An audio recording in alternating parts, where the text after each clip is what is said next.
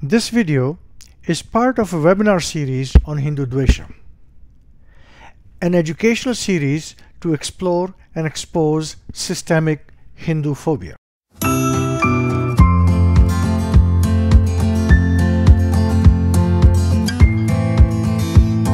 I'm here to just present, our thoughts on the psychological impact of Hindudvesha and in the context of the post-colonial experience that we have had. I'd like to start with this quote that I have just put up on the screen. Ames Desire is a Francophone scholar of Caribbean descent. He makes a very telling remark in his book, Discourse on Colonialism. He says, it's a prelude to disaster and a forerunner of catastrophe. That's basically what happened to India, Indians, and Hindus. It's kind of reflected in our state of mind. And I want to explore that in the context of Hindudvesha. See, a colonized mind, it's a conditioned mind, it's caught in a vicious cycle. It suffers from inferiority complex. It carries a very, very low self-esteem. And most importantly, it lives on borrowed cosmology. I'm going to give you some examples, run through some points here.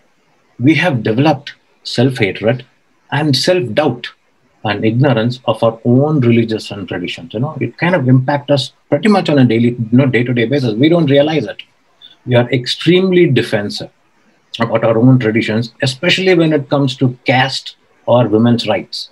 When those two are brought into the discourse, we actually become very defensive here in the US. See, Kamala Harris became a VP only today, when women in position of power is not new to India, Hindus or Indians, but we don't seem to be articulating that point very well, actually. That's one. Second one is we look for validation from the West always.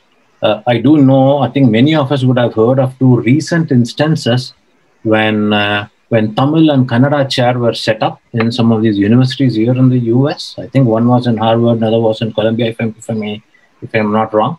We have outsourced our interpretation to outsiders because we don't know about us ourselves, actually. That's the second point I want to make. We are extremely defenseless against pernicious attacks on our religions. There are several Christian TV channels. I'm sure we have all seen that before. They have their ulterior motives. They were at the forefront of distorting, demonizing, and denigrating our Hindu culture. We have remained silent for way too long, actually, because we don't know what to respond and how to respond. Another interesting one is, many of us would have seen, I have this experience. Many Indians, when they come over to the US, they develop fake accents. In fact, they have more accent than grammar. In fact, I don't know what is the necessity to develop a fake accent. They're not confident of their own language, grammar, so on and so forth. They do that, actually. That's as a result of inferiority complex. There is always a compulsion, right, to assimilate with words. I'm not saying everybody does it, but a lot of them, actually, they suffer from inferiority complex. They can exhibit some of these characteristics. With such a mind, right, we only develop low self-esteem. There's a lack of self-confidence. If at work, I'm sure we all have that experience where we have seen our own co-workers who are Indians who lack that self-esteem, self-confidence. They're not able to articulate themselves properly, even in their day-to-day lives. Okay? Because of this, we begin to live on borrowed cosmology. Right?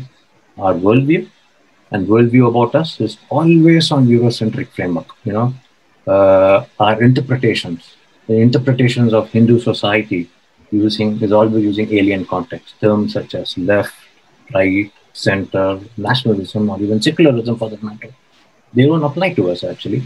There are a lot more powerful components within our own framework. We are not able to articulate it. Our tradition is extremely diverse and very pluralistic, But the current discourse in the mainstream media here in the US and in the social media is very Eurocentric.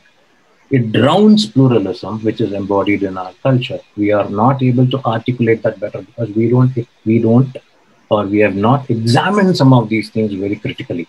So we rely on borrowed cosmology. We are extremely defenseless against fear-mongering over nationalism. Nationalism, sure, yes, in the European context has had a negative connotation. But in the Indian context, it's rooted in independence movement.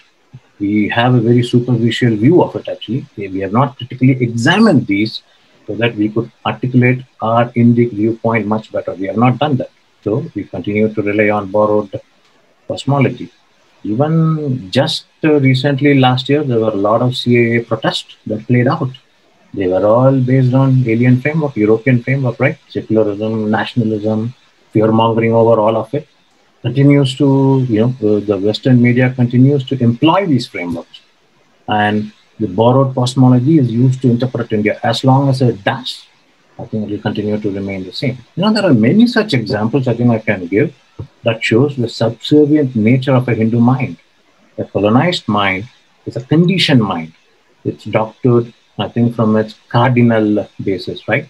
This mind interprets India from a colonial perspective.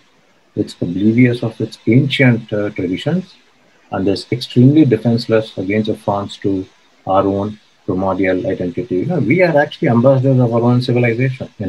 The damage, the psychological damage inflicted upon us has turned us into very bad ambassadors, I think.